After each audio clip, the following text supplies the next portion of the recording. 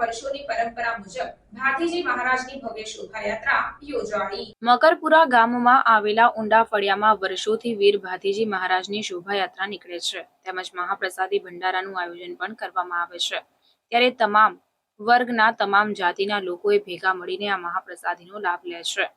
તેમજ મકરપુરા ગામમાં ઊંડા ફળિયામાં રહેતા વનરાજસિંહ ચાવડા તેમજ તેમના ગ્રુપ દ્વારા ખૂબ જ સુંદર આયોજન કરવામાં આવ્યું, જેમાં મોટી સંખ્યામાં મહિલાઓ પણ બહાર નીકળી હતી અને તેમને પણ ભજન કીર્તન સાથે આ શોભાયાત્રામાં લાભ લીધો હતો।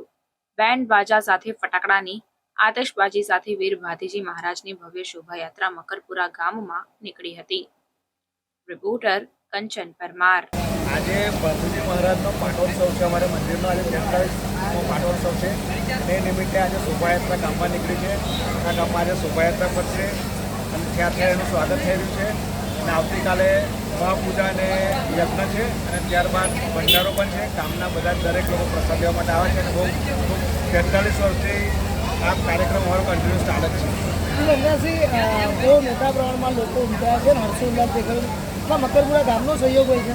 આ મારા પ્રોગ્રામને આખા ગામના લોકો બધા વડીલો યુવાનો બધા જ આવે છે અને વરઘોડાની અંદર બધા જ ભાગ લે છે અને બધા અમને સહયોગ આપે છે અને ઠેર ઠેર ગામની અંદર એનું સ્વાગત થાય છે।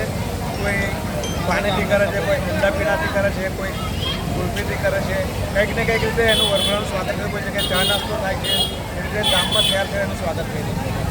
ક્યાંથી શોભાયાત્રા નીકળે છે અને ક્યાં પૂરી થાય છે? મકરપુરા ગામમાંથી ઊંડા ફળિયાથી ભક્તિ મંદિરથી શોભાયાત્રા નીકળે છે અને આખા ગામમાં ફરી અને નીચ પાછું મંદિરે આવી અને ત્યાં પાછું પૂરું થાય છે। અને ભંડારો આવતીકાલે મહાપૂજા અને ભંડારો આવતીકાલે એનું આયોજન છે।